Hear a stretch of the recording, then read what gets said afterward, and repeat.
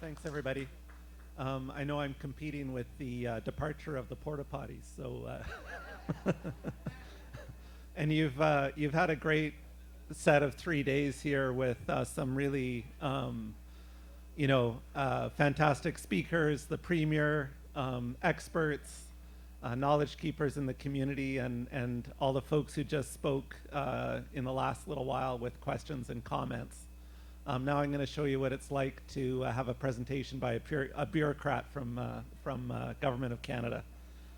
And but I am going to try and keep this short because I know that you're getting close to wrap up, and you're I think many or some will have questions or comments about the specific claims process. So as per the introduction, I'm the Director General of the Specific Claims Branch in Crown Indigenous Relations. So I'm based in Ottawa with most of my team, but we do have people based in other parts of the country. We have Ryan Morin here, who's a negotiator with CERNAC and a member of Treaty 5 and Fisher River Cree Nation. And I've also got Shelby Robert here from our team, who's part of our assessment team. I do have a PowerPoint. I'm not sure if we're going to put it up or not. Yeah? Okay.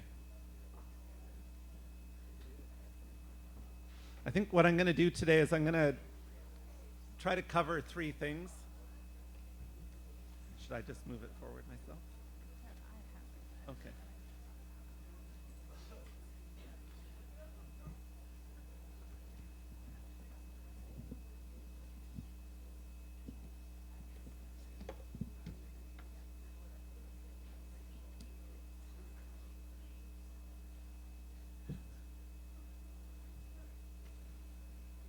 And what am I using to move it forward? Okay, great. So yeah, as any federal bureaucrat, I'm going to take you through a quick PowerPoint as well. But I'm going to cover sort of three things. I'm going to give you a quick overview of what the specific claims process is generally, and give you a little bit of a sense of the inventory of claims that we have across the country. And I'm going to talk a little bit about some changes that have been made to the process to try to improve it, and more changes that we've been working towards, and we would invite feedback on to see what views Treaty 5 may have about this. And then I'm going to talk a little bit about the agricultural benefits claims, or the cows and plows. And maybe I should say as well, like I do want to say, it is a real honor for me to be able to speak to Treaty 5, and I really appreciate the opportunity to be part of this 3 days with you, and to be able to talk to you about this topic. So very quickly, specific claims. This is a particular type of claim. These deal with breaches of lawful obligations by the federal government, things like failures to fulfill treaty promises, in Treaty 5 in particular for you, and also breaches of lawful obligations related to the management of lands or monies over time. And there is sort of there's a structured process for dealing with these claims. There's a legislative base for it, and there's also a policy framework for it. And really there's some advantages to having a structured process for this. It is a little bit predictable. It lasts over time because it does have a legislative base. And it is intended to be a process that lends itself to negotiation rather than litigation. And we do try to negotiate as many claims as we can and resolve them. Just quickly, this is a map showing the numbers of claims across the country. You can see that there are a large number of claims. And this presentation, by the way, will be made available by the organizers after this as well. So you can have a look at it more closely later. But you'll see there's about 650 claims that are in our what we call our inventory, meaning that those are claims that have been submitted by First Nations. About 180 or so are in assessment, almost 400 are in negotiation, and about 80 or so are before the specific claims tribunal. And about half of those are actually in negotiation as well. And you'll see the numbers across the country. The highest number of claims is in British Columbia. Roughly half the claims are there. Large number of First Nations, of course, and particular history there. And of course, there's also a high number of claims across the prairies and the numbered treaty First Nations. The last several years have seen a very high pace of resolution compared to the past. Almost 300 claims have been resolved since 2016 for about $11.4 billion in compensation to First Nations during that period. And that compares to, about 700 claims resolved since 1973. So we've seen a real increase since 2016. A quick overview of active claims in Treaty 5. Currently, you'll see that there's 11 claims in assessment, 8 in negotiations involving Treaty 5 First Nations right now. And, I mentioned this when I did my intro on Tuesday. Treaty 5 First Nations, based on what I've seen in our inventory, have been less kind of active in bringing forward claims through this process. Although, some of you also have treaty land entitlement claims that are part of the Manitoba Framework Agreement as well. But in Manitoba, there are prominent treaty land entitlement claims, of course, agricultural benefits, particularly Treaty 5, 4, and 6. Since 1973, about 54 million in settlement and 27 claims settled. And again, you'll see compared to the overall numbers, that's actually not a particularly large number of claims compared to that overall number that have been dealt with over time. And one of the recent settlements is the host First Nation of this event, which settled a claim in 2023, which I'm sure they'll tell you took much longer than it should have to settle.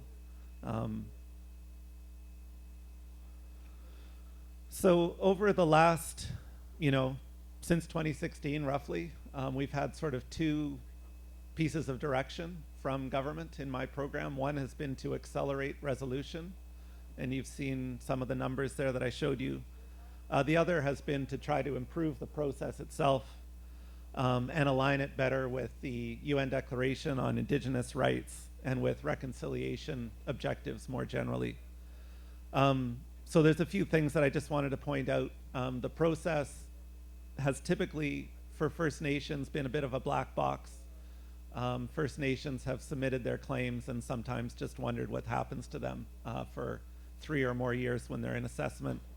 One of the things that we're trying to do is be more collaborative in the claims process right from the beginning. So if a First Nation has questions about submitting claims or questions about what stage they're at in the process, or if there's information that they'd like to share, as we're doing our assessment, or if there's a utility in meeting or they want to continue to meet earlier in the process, we're happy to do that and have more discussion so that we can arrive at a better understanding of claims that are being submitted.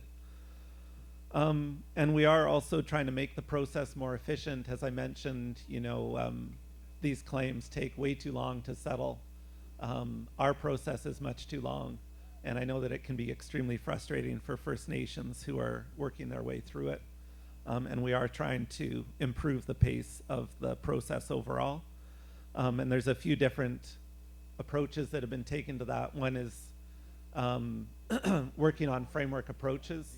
So claims that are similar, we try to get a mandate so that we can kind of deal with them in similar ways more efficiently. And an example of that is the agricultural benefits or the cows and plows. And we've made a lot of internal changes to basically just enable us to get settlement mandates more quickly. There's also been an effort to focus more on reconciliation as part of the resolution of claims. Our minister has an ability to include apology as part of the resolution of claims. There's been a few apologies delivered upon settlement. Williams Lake is one example. And Pipicasis is another, where there were apologies as part of kind of a commemorative process once the claims got to settlement. And then the other aspect is a bit of a longer term piece where we work with, we're co-developing broader reforms to the process. And primarily we've been working with representatives of the Assembly of First Nations on the co-development of reform. But we do want to use these types of opportunities where we can meet with members of First Nations or chiefs and council to get more feedback on the types of changes that are being looked at to try to improve the process. So quickly, just in terms of this broader objective of reform, there's sort of two drivers there. One is to make the process more fair to First Nations. And I think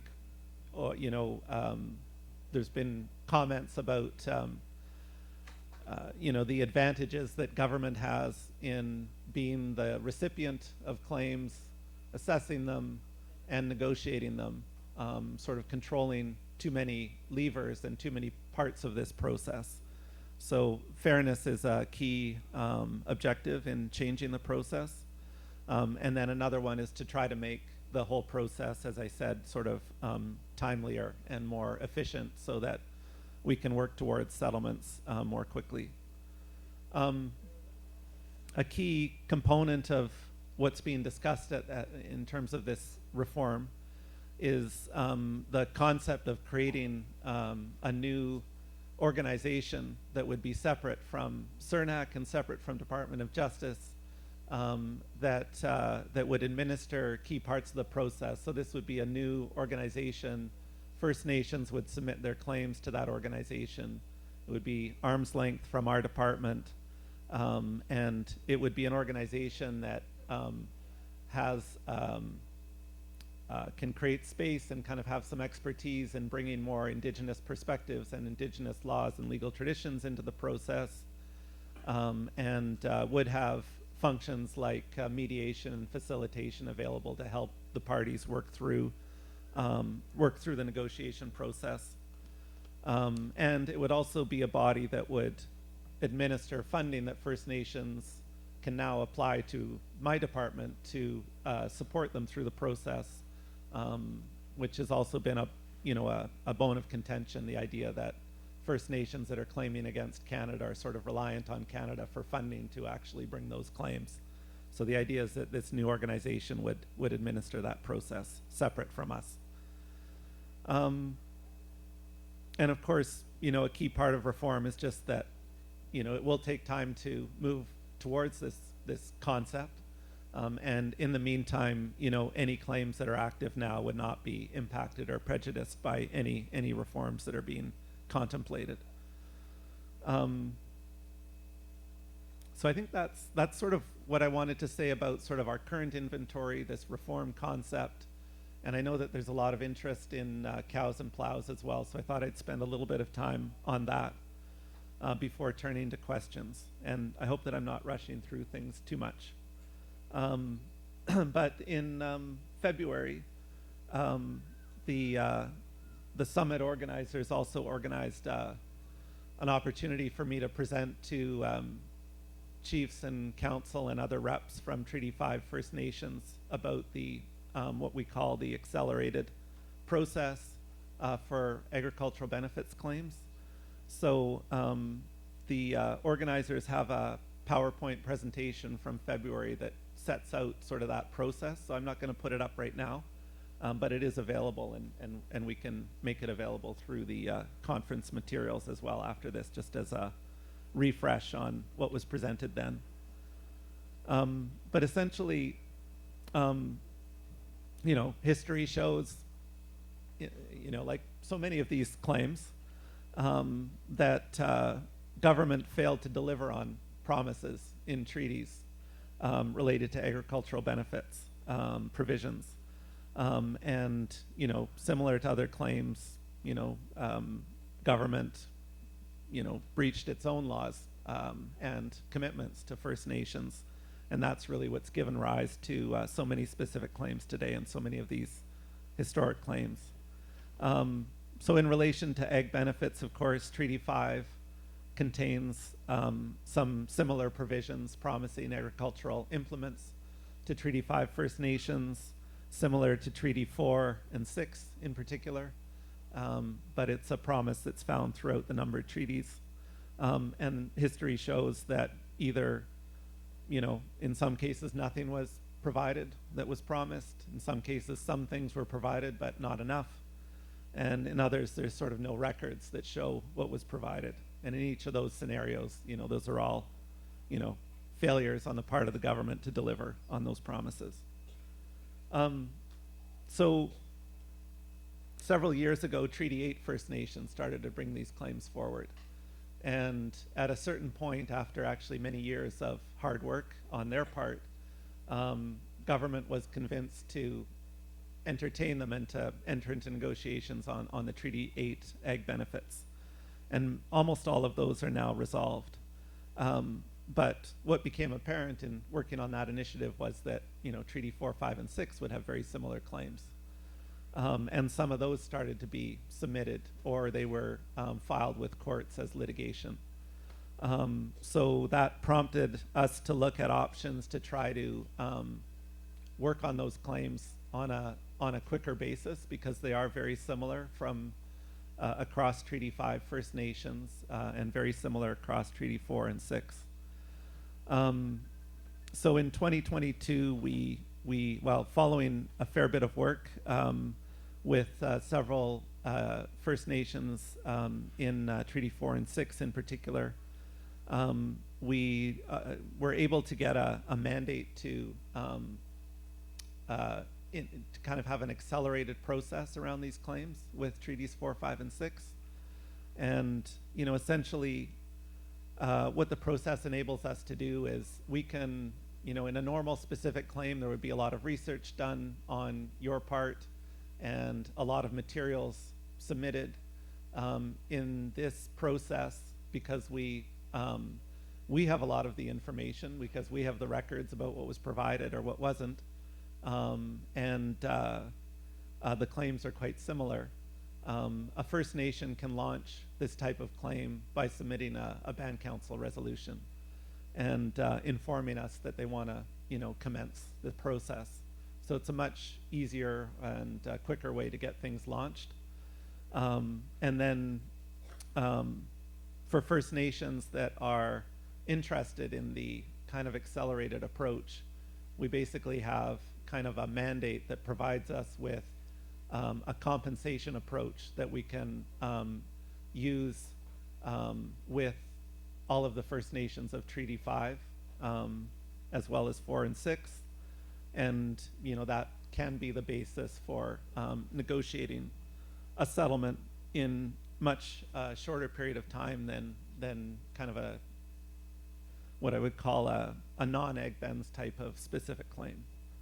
So it's quite a lot quicker, and so far, progress has been good with Treaties 4 and 6. Almost all of those First Nations have claims that they've submitted. Treaty 5 hasn't yet sort of submitted so many claims, but we do have a few.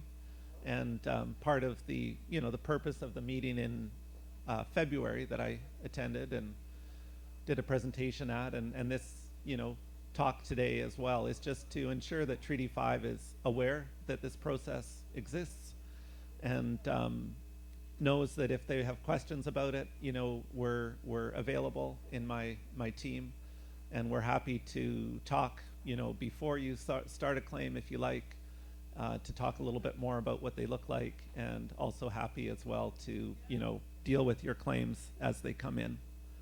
And just, in terms of timelines, essentially this is significantly faster than other types of claims in the process. There's much less time required to get to the point of submitting a claim, and much less time required for us to assess them, roughly 12 months. And then negotiations typically do go much quicker as well. Typically, they're completed within a couple of years for sure, if not a bit less in some cases. So I'm gonna stop there. I see Ken is ready to raise some concerns or comments, I should say. I'll let him tell me if they're concerns. Thank you for Thank that, you, Ken. Stefan.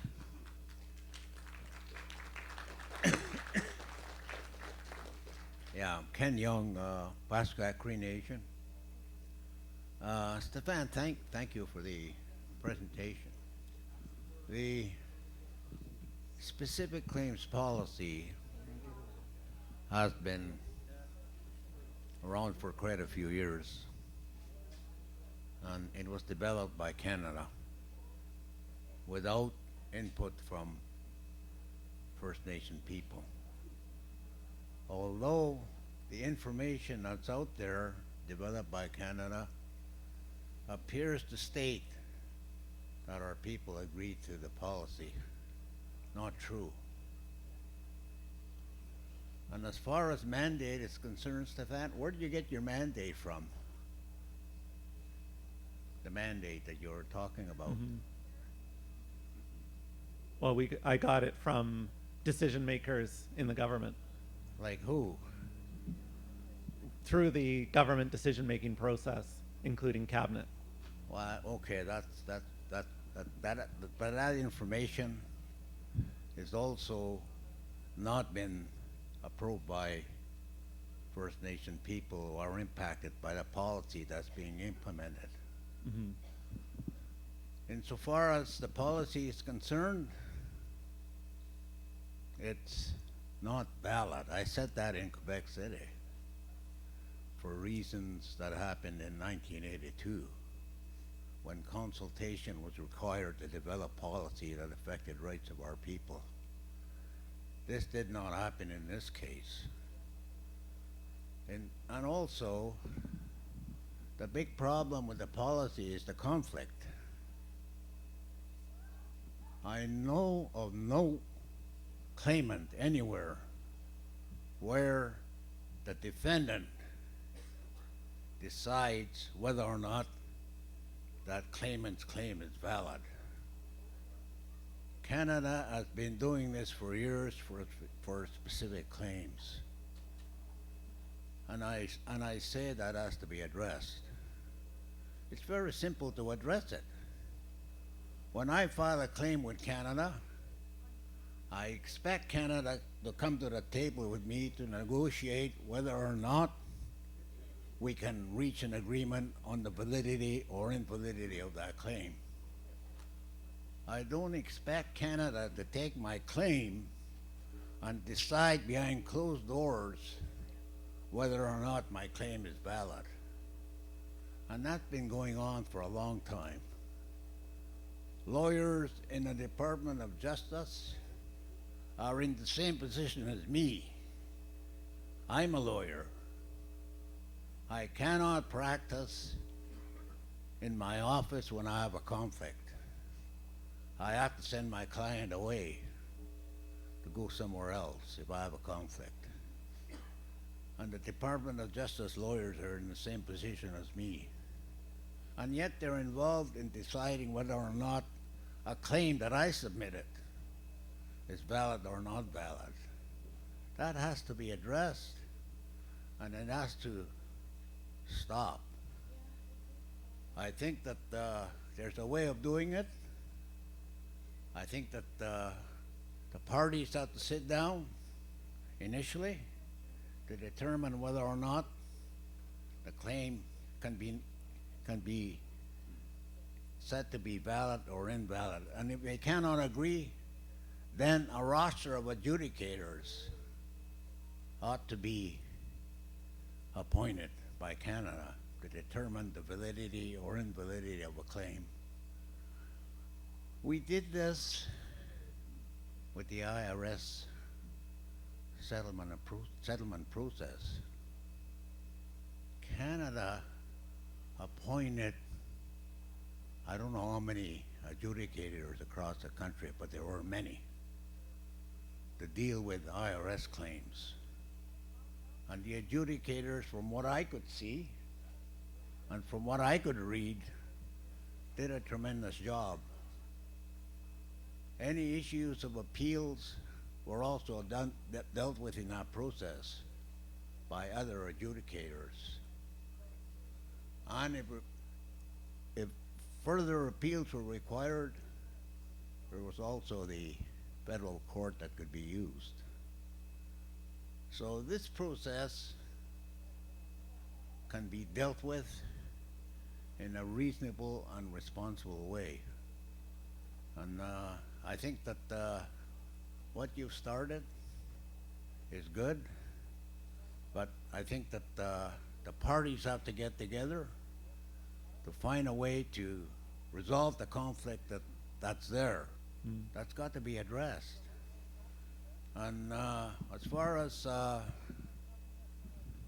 cows and plows, I spoke about it earlier. Treaties are forever. I was told that by my grandfather. And elders who came to this mic also said the same thing. When a government takes a provision in a treaty and says that we failed, that government also must state what it is they understand that provision to mean. Our people, my grandfather told me that the treaty was negotiated and the words that were put in there were not our words.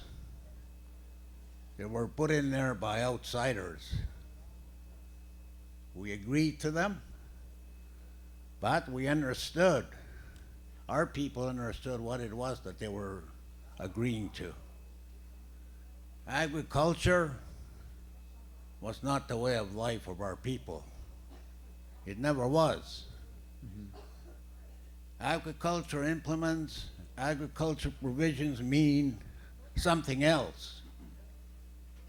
I don't know if Canada talked to anyone about what the spirit and intent was of those treaties, in particular those provisions. I understand them to mean not necessarily agriculture. It's a way of life. Also, the economy of the people who agreed to what it was that was put into the treaties. And Canada is coming along and saying, yeah, we failed to provide agriculture implements, and therefore we're going to compensate you, and we're going to use the specific claims policy to do it. The specific claims policy requires a final release and an indemnity provision be included, which means once you get your money, that's the end of those provisions as far as Canada is concerned. Any future claims with respect to breaches of those provisions will be the responsibility of the First Nation. That is what is happening here. This present generation will receive the money. The next generation will not receive the money from the Crown. The next generation has to go to the First Nation to get resolution to a claim for failure to provide agriculture implements. But the bigger issue is not necessarily that. It's the spirit and intent of the treaty,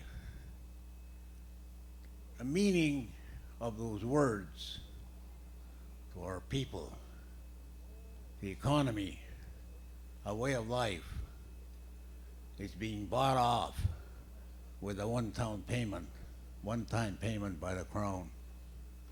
And that has to be, in my view, discussed in a very, very serious way. And I think that Canada realizes that the specific claims policy is not right. The conflict that's there, it's serious, has to be removed. And if that doesn't happen, what will happen is that the courts will be used by the people to address what it is that's wrong with the policy the way it is now. So that's those are my my comments. I think that Stefan, I'm not finished with this process. I want to see it through, and because I just really have a serious, strong feeling about the inequity that's there now, and it being perpetrated by the Crown. Thank you. Thanks. Thank you, Katea Ken Young. Thank you so much for everybody who's coming up. I thank you for your time. So I just want to make sure that we try to keep it within 1 to 20 minutes. Just kidding. Between no more than 5 minutes. I know it's a really hot topic in some of our nations. So I really don't like to cut anyone off, and especially an elder who's been through thick and thin with a lot of the processes that have come on. But we want to make sure everybody has a say. So thank you for your time. So please state your name and where you're from. Miigwech, nada joiga bo ndishinkaz. Ego nengo zaganing donji na meben do dem. That's okay. My English name is Adam Fiddler. I come from Sandy Lake First Nation, Treaty Number 5 in Ontario. I'm going to make some comments that I came up here to say some things that I'm going to end up repeating what Ken had to say, but I think it's important. And some of these things, Stefan, you've heard me say them before, and I think it's important that it be said again. But I want to talk about the cows and plows, and a concept teaching from our elders that I've received, which is very important, and that's Hayang Guamazon. Hayang Guamazon is to be cautious, to be careful in everything that we do. And we need to be very cautious, very careful about the cows and plows settlement. And I'm going to sort of go back and make some comments about the treaty. My Nagobish Gagmaznang UN treaty. It was my great-grandfather, Robert Fiddler, that signed an adhesion to Treaty number 5 in 1910. And what I want to say is nagagibad is sanin, nagagibad is nin, nagagwen stand as scabs. I'm very ignorant. I have a lot to learn, and I'm trying to learn and trying to understand the ways of our elders. I was raised in part by my grandmother, and I grew up listening to my grandmother and her friends and listening to the elders. But my understanding from my great-grandfather when he signed the adhesion to Treaty number 5, we did a lot of research. We commemorated 100 years of the signing of the adhesion. Back in 2010, I was chief of my community at the time, and we spoke to the elders. My understanding goes back even before treaty. And what the elders talk about is that mando magagiyas sagoman mahking, mando gagiminagoman gakanagegun, geunjapmadzyak. The Creator put us on this earth, and he gave us everything that we needed to ensure survival. He gave us food, water, shelter, our own livelihood, our own economies, our own governance structures, our own laws, and those are gumendo minuanan, our inherent rights, and we always had that. And one of the teachings that I heard that my great-grandfather would have understood as part of his belief system is that he belonged to the land. We belong to the land. There was no concept of ownership. He did not own the land. If you own the land, similar to the Western perspective, you can do whatever you want with it. When you own something, for example, this I had to go buy a hoodie because I was getting cold today. But I own this. I own this hoodie. It's mine. I can do whatever I want with it. I can give it away. I can sell it. I can keep it and wear it. Same thing with my cell phone here. It's mine. I own it. I can do whatever I want with it. I can sell it. But when it comes to the land, there's a concept that I used to have a hard time explaining in English. We don't own the land. The land was given to us to take care of. We are a beneficiary of the land. And I couldn't explain this in English until I went to law school and I learned there's a whole law, a section of law called trusts. And you can hold something in trust where you have that responsibility to protect and keep it, but you don't own it because somebody else is the beneficiary. So as part of the concept that my great-grandfather had when he entered into treaty was he did not own the land. He held it in trust for future generations. The children yet unborn. That's who he held it in trust for. So he couldn't sell the land like I can sell my hoodie because he doesn't own it, but he belongs to the land. And the elders that spoke earlier talked about that, our belonging. So when the treaty party came in 1910, when you look at the treaty, when you look at treaty number 5, the written text, it actually says that we cede, surrender, we give up the land. But my great-grandfather, when he signed the adhesion, knew that he had no right to give up the land. Instead, what he agreed to was to share the land, share the wealth, in return for promises that were made. The promises were, "Gaganawe namugo, gaganawe namugo." We will help take care of you so that you can live the same life that we have in return for sharing the land, allowing the newcomers to come into our territory.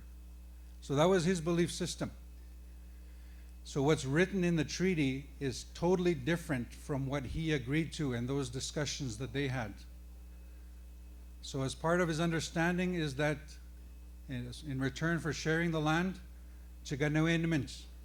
not just him, but the future generations, that the Crown would take care of and provide the tools required to sustain life. That was his understanding. Things that we talk about today, like education, housing, healthcare, economic development, those are the kinds of things that he understood were promised at treaty. He couldn't read, he couldn't understand English. But if the treaty party went into the text of the treaty, it talks about cows and plows. Well, where I come from, it's not farm country. We don't have cows, we don't have horses, we don't have farms. We hunt and fish. And if they talked about the provisions of the treaty, like the cows and the plows and the farming equipment, he would have just laughed it off and said, no, we don't need that. But they didn't talk about that. They talked about the provisions, the things that we take today as the treaty commitments. That's what he understood. The reason I'm talking about that was I hear the term the spirit and intent. That was the spirit and intent of the treaty. The commitment to take care forever, as long as that treaty is there.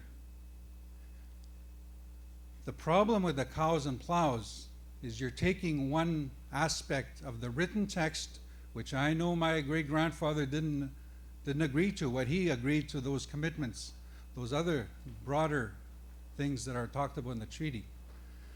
And the problem is, if we accept cows and plows, it's once and for all. Once we sign and we accept the money, that's it. It's once and for all. It's done. The concern is that the cows and plows is actually what my great-grandfather understood as something else. Are we giving that away? Are we signing that away once we sign and accept the payment, the compensation, once and for all? Those things like housing, education, healthcare, social. Are we signing that away? And that's the concern, is that the spirit and intent of the treaty. Once we sign and accept the money, are we giving that away? Forever. Not just this generation, but forever. And I'm just echoing some of the things that Ken Young talked about. And that's a real concern. And we have to be careful. Because I also know the reality today is that we're struggling in our communities to have a basic living. We need the money. We do need the money. And we will accept the money. And that's the challenge. But what are we giving up for the future generations?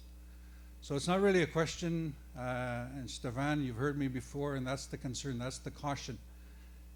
And for those that are accepting the cows and plows settlement, be careful that you're not giving away those other commitments that we understand the treaty is. So you can cut me off now, I'm not an elder. So, miigwech, thank you very much. Thank you.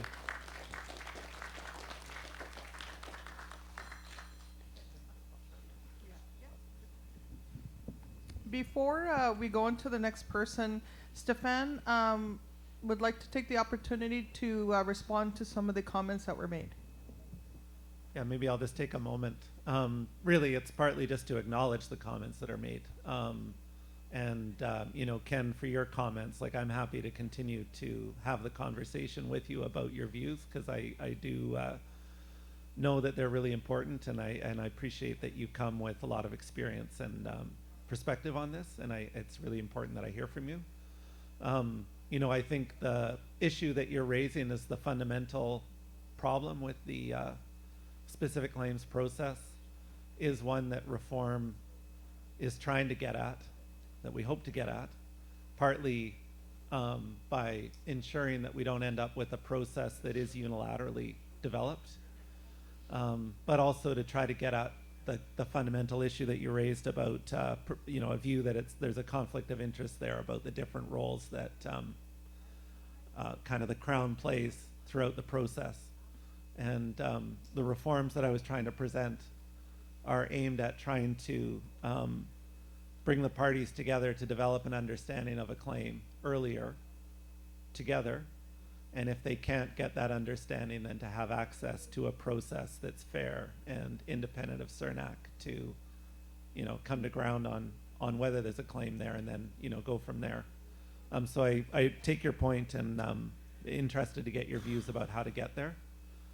And then, you know, to both your comments and Adam Fiddler's comments, you know, I've been in this job since 2018, and I come to it with a good heart, and I believe all of my team has a good heart related to what we're doing. But I've certainly am aware that we have a fundamental kind of credibility challenge and a trust challenge that's related to this process. And, you know, it's not a good outcome if parties settle something and one party doesn't really trust the process. We really need trust and credibility to be part of this. And again, that's part of reform. But I also certainly acknowledge Adam Fiddler's comment that people in Treaty 5 need to be comfortable, and they need to be cautious and reflective about, you know, the process and whether they like kind of the compensation that's being offered and the settlements that are being offered. We're not trying to force you down a path or take you down a path that you're not comfortable with. What I have essentially is, within my system, I have a mandate that enables me to settle things in a certain way. But if it's not a way that works for First Nations, then we will have discussions and try to find a different way to do these types of claims. It just may, it'll require more time and more discussion. So just want to make that clear. This is, it's an option. It's not intended to be the only option. So thank you. Please go ahead. Rita Munyas Ntisnigasan Michigamak Ninoti. I have a couple of questions for you, Stefan. What is the biggest specific claim that you have dealt with since your involvement with specific claims? Well, the biggest one that's been settled lately involved actually a few different claims, and that was Sixica, which probably people have heard of in the news. I'm talking about, is it land, water, or what? Not specific areas, specific territories. Well, that one was a surrender and several other types of claims that were all part of a single kind of settlement. Surrender on what? Illegal surrender of reserve lands. So it was unlawful surrender of reserve lands was the fundamental issue. And it was a significant amount of land that Sixica lost through, historically, inappropriately. Well, I'll talk about land later. I have another question that I would like to ask you. What is negotiations? That's a good question. Well, I think you probably have a better sense of that than I do. But I want you to answer it. Well, basically from my perspective, a negotiation is a process of discussion aimed at trying to develop a level of comfort between parties that they've arrived at some sort of resolution of an issue. Discussions, you say.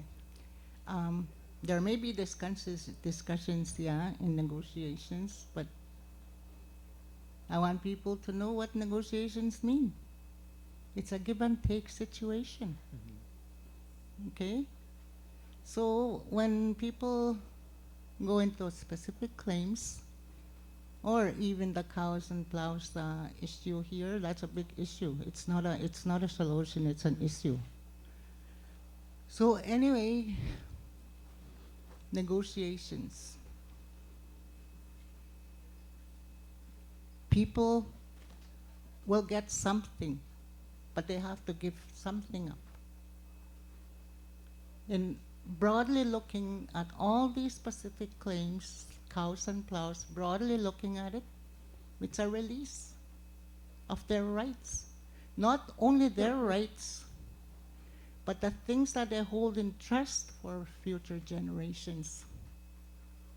And that's not right. Your government, I'm sorry, you have to tell your government it's not right. Besides, there was no consultation on anything of this sort. There has to be. It's a legal process to have consultation. So tell your government, whoever you work for, specific claims are not good. You cannot claim something that's already yours. Right? Right? Okay, there you go. So you have people around here. I just want you to understand why I'm asking questions and why they should be answered, and that the answers are not clear to us. Mm-hmm. We have not been consulted. And then, by the way, I don't like this First Nations language. We are not First Nations. We were already here. We are in Iniwak. It is the government's self-government process that gave us the name for First Nations. It is not our identity. It is their label on us for their benefit, not ours. We have our own identity, and we identify with the land, we identify with the language and the world we live on.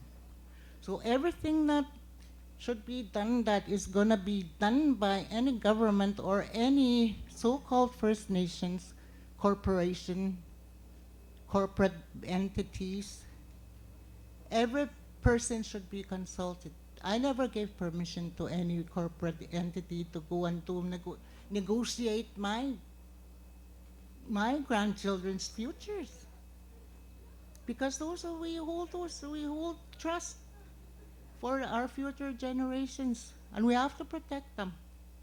So make sure, I was hoping you'd be recording yourself there, that you give this message to the federal government. Claims are not a legal process, in my view. Thank you. Thank you. I do acknowledge your statement, and I can assure you that Shelby here is making note of it and writing it down and recording it for me. I know we stated earlier, everything is being recorded, and we will have that information for Stefan. My turn?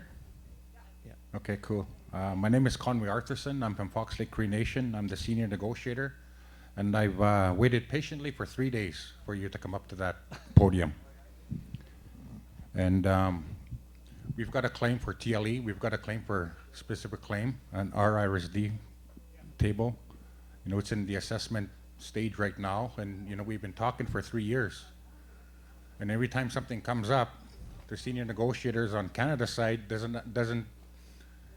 they're not given the mandate to say yes or no to a lot of things, so they got to keep going back to whoever, then they come back, and it's a long process. And where I come from, we're surrounded by Manitoba Hydro Development. We're surrounded by what they call the town of Gillam, which is about 70 kilometers long. It's the 10th biggest town in Canada, by the way. And the province created that in 1966 when they created the LGD of Gillam to protect their hydro interests. And I've been dealing with that all my life. I've been attending meetings, you know, when I was a young man, young teenager. And I asked a lot of questions, you know, and fortunately enough, because I've asked a lot of questions, I was given the opportunity to work with our elders for many years. And most of them have since passed to the spirit world, and I carry what's important to them in my heart. And that's what drives me. And the one thing that concerns me about this whole process is that you guys claim we're treaty partners, but I don't see it. Like, we attend meetings with the town of Gillam, Manitoba Hydro, the province of Manitoba, talking about issues, talking about additions to reserve. And our treaty partners are not sitting beside us in any of those. And I've asked some of the ATR staff to come and attend meetings with us, and they've accepted, and we've made progress on that. And I think we need to see that more often from you guys. You guys come and sit on our side of the table as treaty partners and give us the resources to do what we need to do when it comes to municipalities such as the town of Gillam, such as the province, and other things. And it's important that we understand that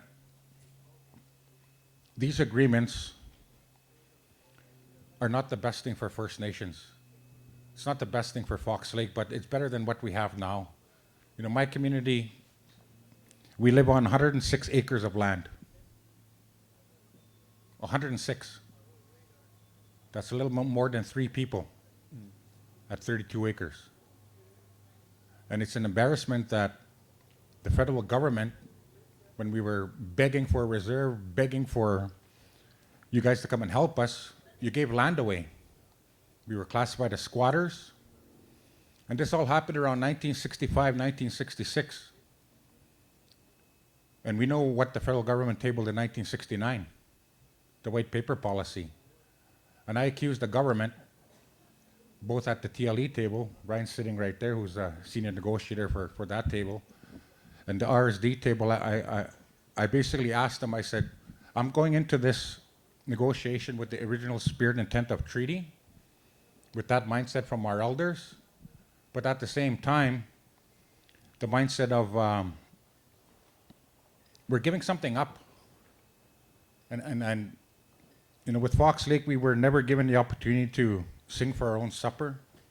You know, we were basically eaten up by Manitoba Hydro.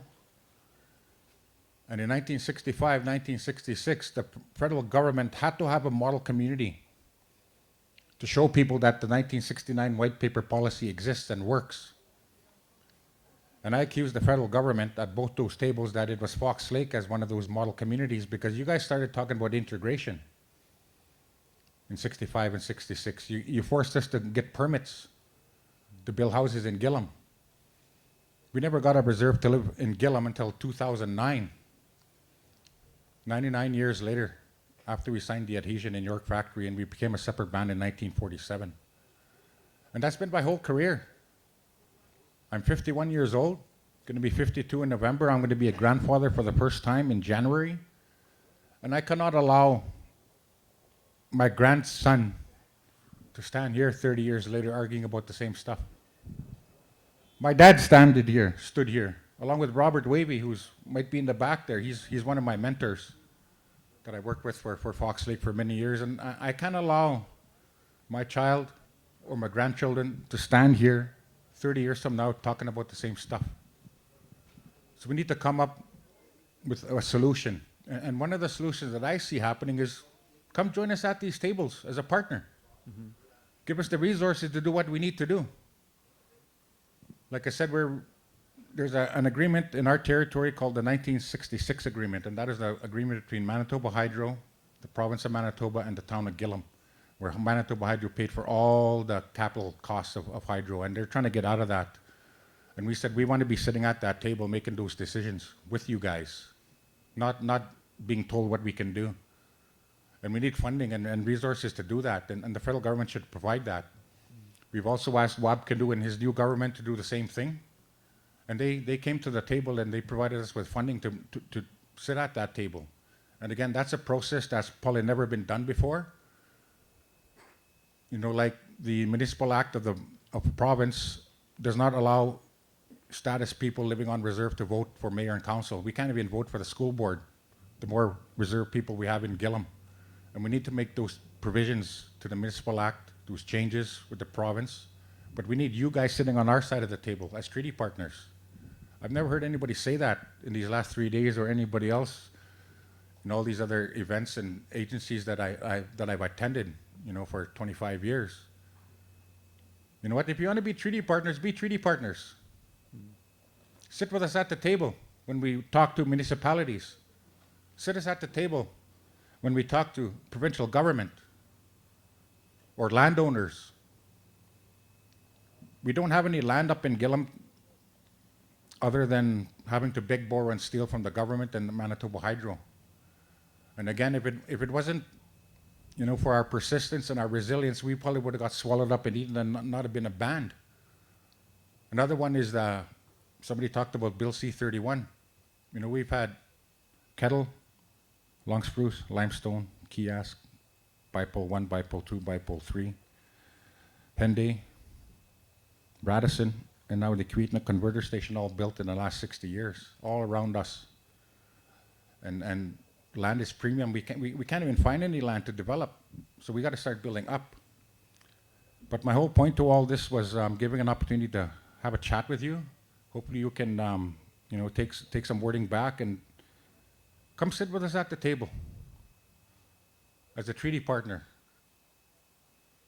Because you guys were given the opportunity to beg, borrow, steal, and pillage the resources in our territory for well over 100 years. And we need to get a piece of that pie. And the last thing I want to say is, I don't want my grandson standing here 30 years from now talking about the same stuff my father did and the other elders did. It needs to stop now. It needs to stop with our generation. Because, like Mr. Young said, you know, my dad knew him. My dad was Franklin Arthurson, by the way, for those of you that don't know. And I've seen them fight a good fight. I remember Ken, as a young man, my dad was telling me stories, a good hockey player. And It's too bad that some of these elders are not going to see what they worked hard for before they're called to the spirit world, and that's injustice in itself. You know, we have a lot of elders in here, and I can guarantee you most of these people will be gone by the time we settle what needs to be settled across Canada and to do the right thing. You know, if you guys done the right thing 100 years ago, we wouldn't be standing here today. We would have the best of both worlds, and that's my premise of negotiations or any time of discussions I have with governments is we want to be able to have the best of both worlds, to be able to hunt, fish, and trap and gather, and to become a lawyer, a doctor, or anybody else like that. And we need to be given that opportunity to have both lives. Right now, we don't have that. But again, I'm 51 years old. I've been at this since I was 24 years old in an official capacity as a youth. And I don't want to be standing here 30 years from now watching my grandson talk at the same mic, talking about the same stuff. So we need to pull up our socks, and we also need to get you guys sitting at our side of the table and providing us with the resources that we need. Thank you. Thanks.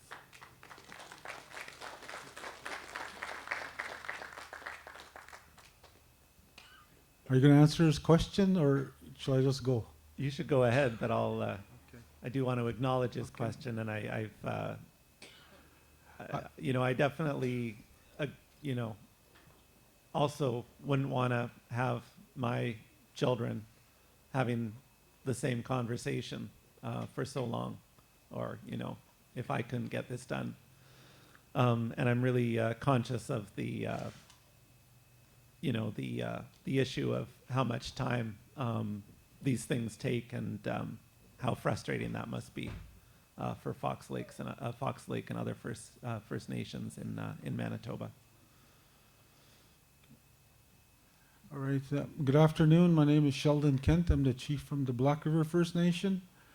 Welcome you here, Stefan. I have 3 specific questions. Well, the first one is, I know you're the director for specific claims. Clarify that for me. That's outstanding specific claims for each of the First Nations, because I do know over the last 6 years we've been having these summits, and always our top priority is land. Mm. And so you must be fully aware of how shortchanged we were when we signed treaty. I know in Black River, when the surveyor came out to Black River the year after we signed treaty, our membership met with the surveyor O'Hanley and said, this is not what we agreed upon when he was staking out the plot of land. So O'Hanley said, I'll be back next year. We'll come back and correct that. Our community is still waiting for that surveyor to come back. So in 2017, Black River filed a lawsuit against Canada on the amount of land we were allocated. And we've agreed to settle out of court. We have terms that we've agreed to. But I hear from all our 40 nations here that make up Treaty 5. Those stories are very similar. You go to Grand Rapids, Barons River, Norway, all of them have different. So on your specific claims mandate, do you have that mandate to have a land discussion? Because we were shortchanged. We didn't agree. What was agreed upon was not what we received. And we hear that right across the nation. I don't know if that falls in your mandate. The other one, the specific question I have is the treaty annuities. Is that in your mandate as well? Because that $5 in 1875, 1871 for Treaty 1s was $5. Back then it should have increased with inflation. It should be at a higher value than $5 today. But I mean, is that within your guidelines for specific claims if we come forward with specific claims for you to deal with on our behalf, Stefan? And the other one is when it comes to specific claims, it's the genocide policies that exist today that Indian Affairs has over us. Those are genocide policies that I call them. The status numbers of the 01, 02, 03. That's a genocide policy to wipe out our status, our distinct status in the country. Does that fall under your specific claims? If not, I'm looking to you for advice. How do we proceed forward? Because you're the specific claims director. I know a lot of times we're going into court and challenging in court and we're winning in court, but we shouldn't have to go down that road. We should have a open dialogue and discussion on how can we move these concerns for us forward. So I'll turn that over to you and look for a response. Yeah. I mean, on those three areas that you've described, the first one is being worked on by a different part of the department. I'm certainly aware of that issue, and I know it's an issue for Treaty 5. Whether those become specific claims, I don't know at this point. But I'm certainly aware of the issue, and it is one that the department is engaged with you on and working on.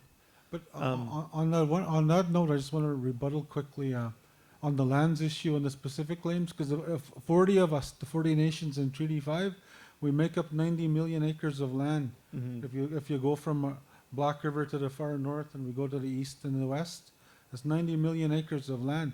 As the director of specific claims, just say we negotiated a deal today. You're giving us back all our land, 90 million acres of land. Can we verbally say that? 'Cause No, it's I can't right, say that. It's right here. I don't want to get you fired, but it would be Minister Anne Sangria we would have that discussion with, or would it be the Prime Minister? I've requested a meeting with the Prime Minister. We're looking at some dates, late August, early September. So, however you quote this, I want to use that when I talk to the Prime Minister on these, because these are real issues for us. Mhm. Yeah. I don't have a mandate to deal with that issue in the way that you're describing. And, as far as your engagements, with Minister or Prime Minister, obviously you're a chief, and you're the Treaty 5 group of chiefs is influential and has that relationship with the Crown, ministers or the Prime Minister. So you're raising it with the right people. Okay. And then the second issue on treaty annuities, there are some First Nations that have submitted specific claims related to treaty annuity indexation. Our view of the process is that we can only deal with, issues related to the past, the historic grievance part of that. Some First Nations are also looking for the annuity to increase going forward, and that part doesn't fall within my mandate, but I'm, as I say, I'm aware that that's a big issue across numbered treaties. So I appreciate that it is another kind of topic that's on your, your list of major kind of claims topics for Treaty 5, but other numbered treaties as well. And I guess the third one, I would just say that it's not I just want to be frank, it's not something that we deal with through the specific claims process. But again, that's not to say that it's not an issue. It's just that our process is narrow, as you've heard, and it's focused on certain types of historic grievances. One last question. The Natural Resources Transfer Act, could we put that as a specific claim and say, well, we were never consulted when that happened? Because all the resources belong to us and we were never consulted. Yeah, and again, some First Nations have put forward those types of claims through the specific claims process. We don't have any that I'm aware of or can think of that are in negotiation at this point, but we are seeing some of those types of claims submitted. And, just for people's knowledge, if you're looking to wanting to see what claims are submitted, there is a specific claims database that's publicly available, and it does show or it refers to the names of every specific claim that's been submitted and what stage they're at in the process. It's called the Specific Claims Reporting Center. So if anyone does want to look at that kind of information, it is available through that database. Thank you. Thank you, Chief Kent. I was gently reminded that it was only supposed to be an hour. So we do want to honor the two people that are standing here, but we would like to limit to the last two people, and that you try to keep it as brief as possible. I know you have something to say, so as brief as possible, so that we can try to honor our contract or our understanding with the park that we will start tearing down at a certain time. So thank you. Hi, my name is Lindsay. My full name is Lindsay Villeneuve Monias Braun. I wanted to speak as a youth. I had the honor to meet you previously this year for my first time and listen in about claims, specific claims, and the treaties.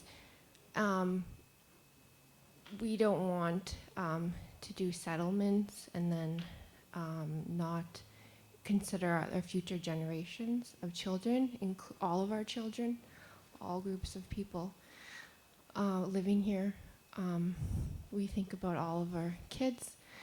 And I had the honor to go home to Pimichikamek, and I went to the Nikan Awasisak powwow. And it was the same time that I think Fort McMurray was having a big fire. So it was very, very smoky. And so on my way home, there's lots of trees. And the air quality here in Winnipeg compared to home, I could breathe back home.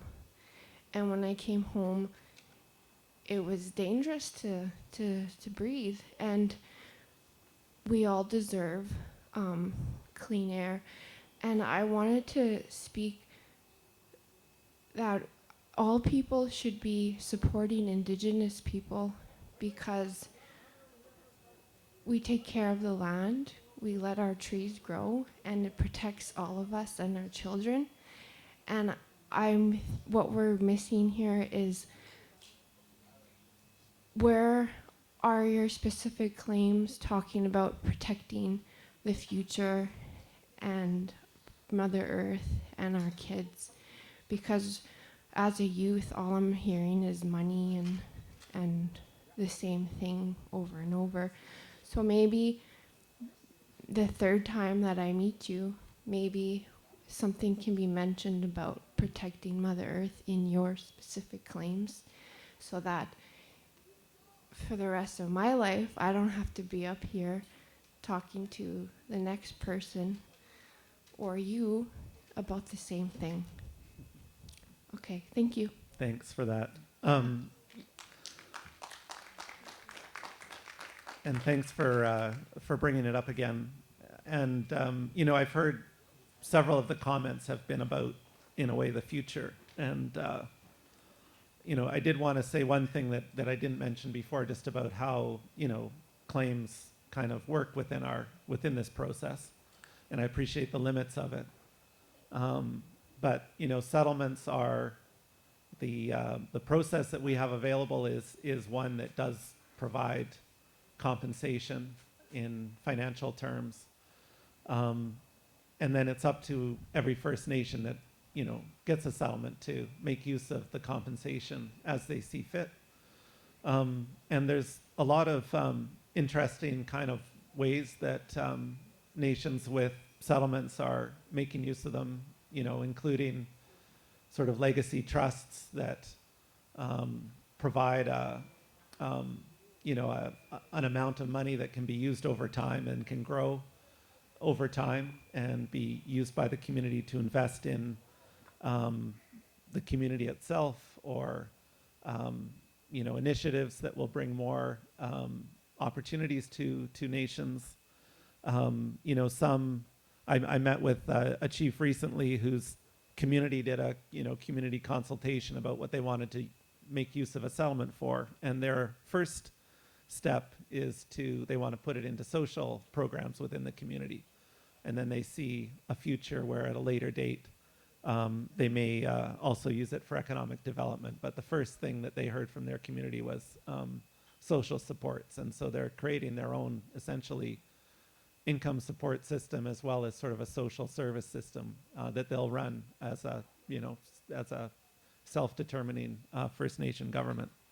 So I do want to kind of just make reference to that, because I don't want this to come across as just a cash out kind of process. The intention is to put compensation in the hands of First Nation governments that you can then turn into something based on, you know, your own community objectives.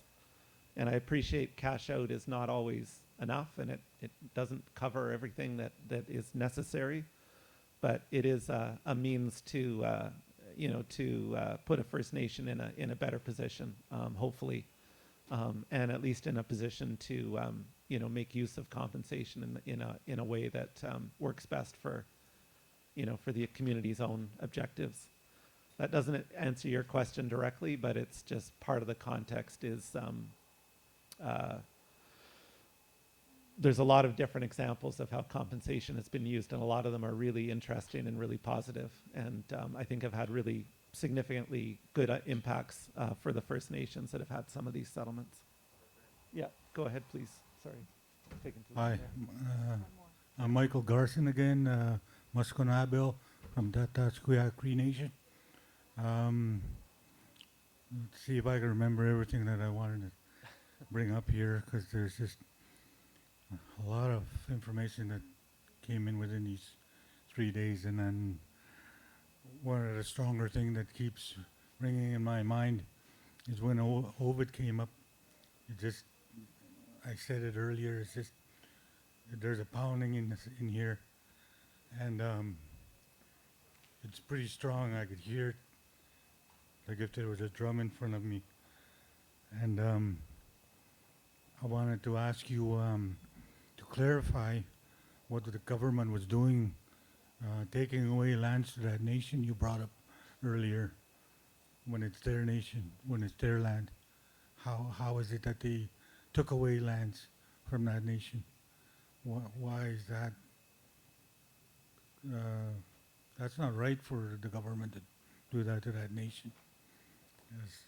And that being said, this is just bringing in my mind of how I want things to be a sovereign nation. And I said it before, it's just that I want our land back. You guys are profiting on our waters. You guys are profiting on our, you guys were the settlers that came into our land. And, you know, thinking about what he said, the audacity of that king to assume that it was his, to assume that he could take that. And our elders always said, we never gave it up.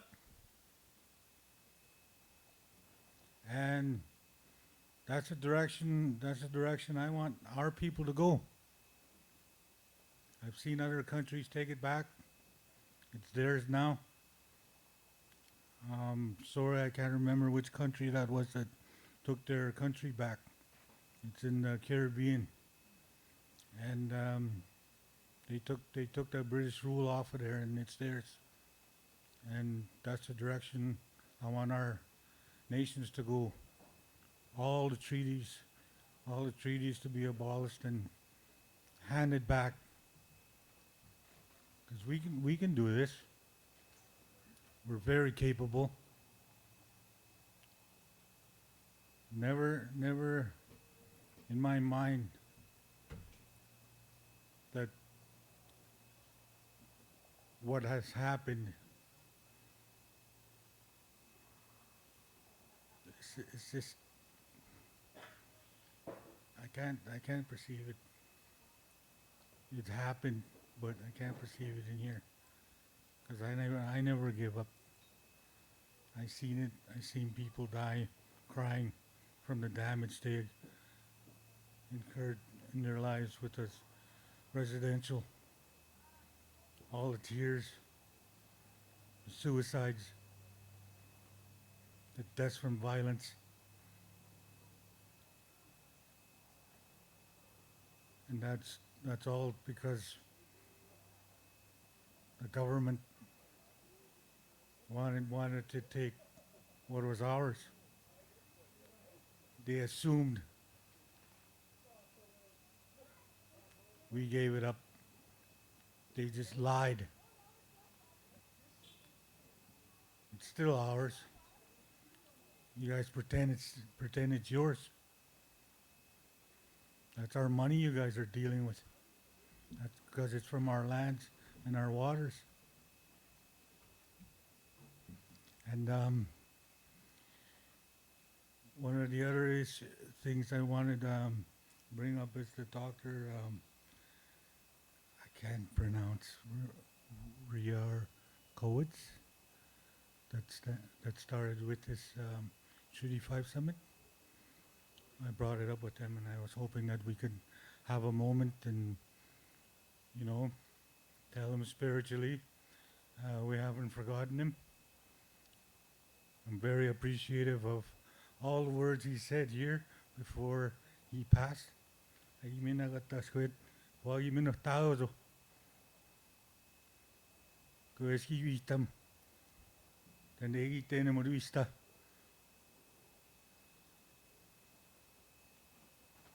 Mizaundaskinan. Tatasqueak. Mizuende zima del GB. O de sauno.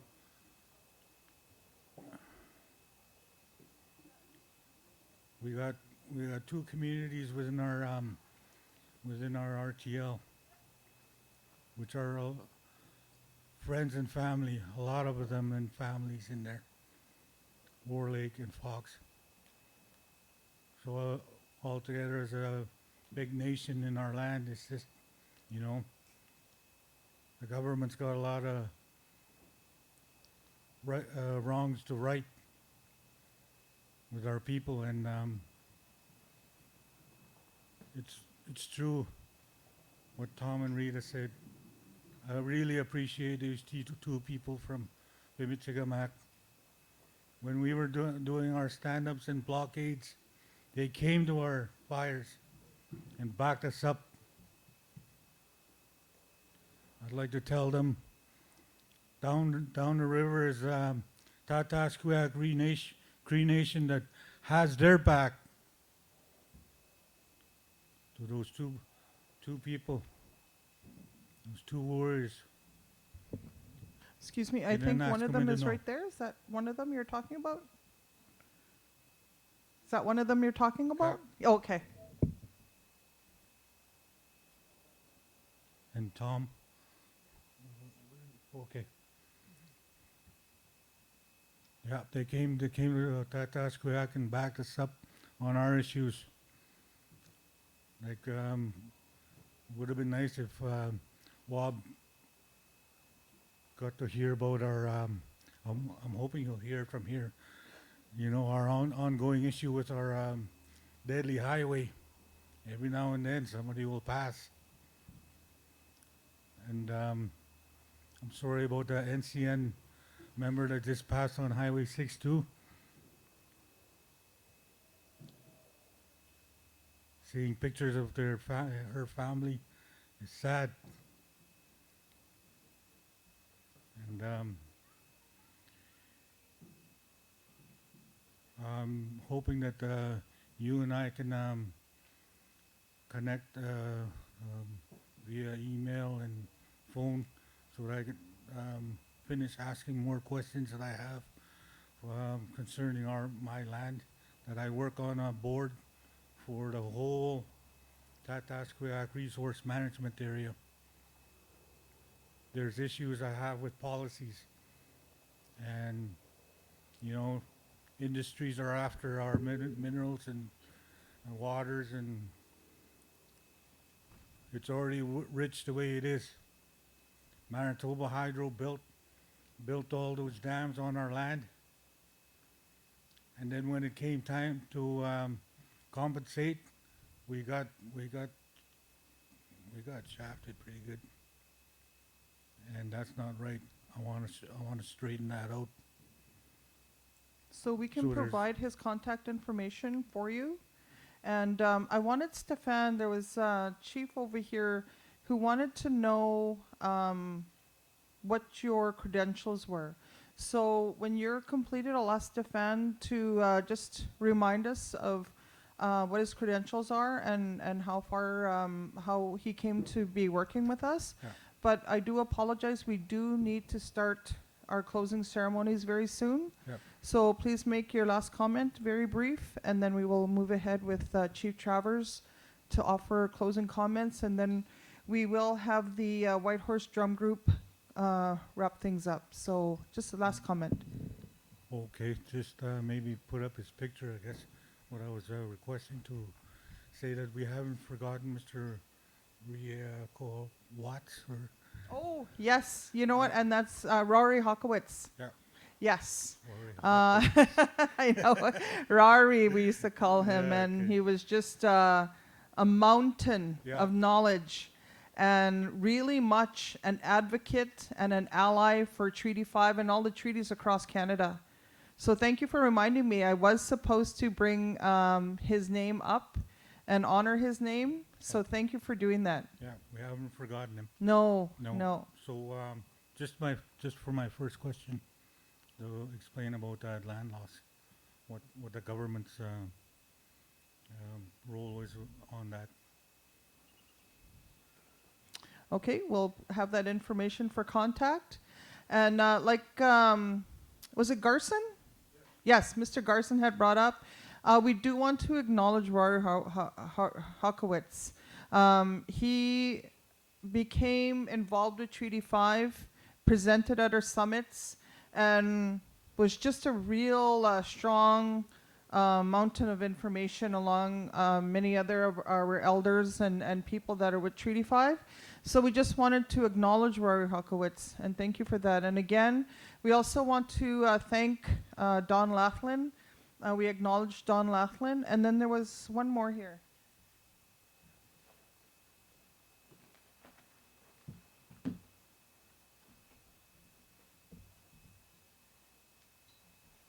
And if I could get the White Horse Drum Group ready to come in.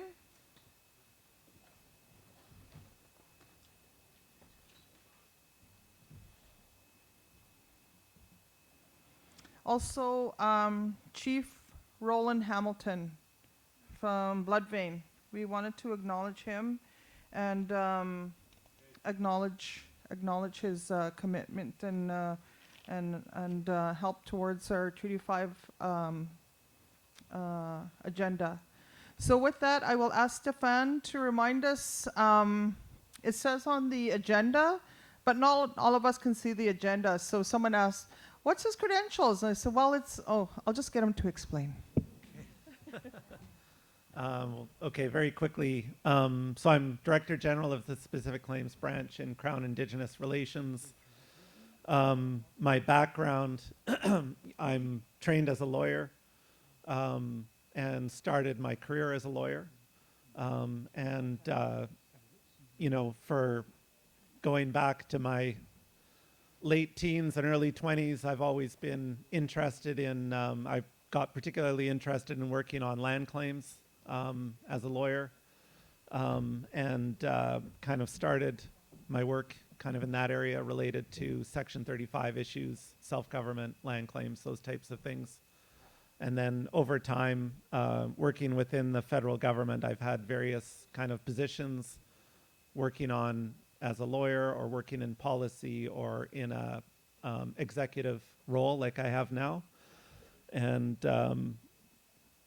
since 2018, I've been in this role, Director General of Specific Claims. So I've been working on these types of issues for the last number of years. Thanks.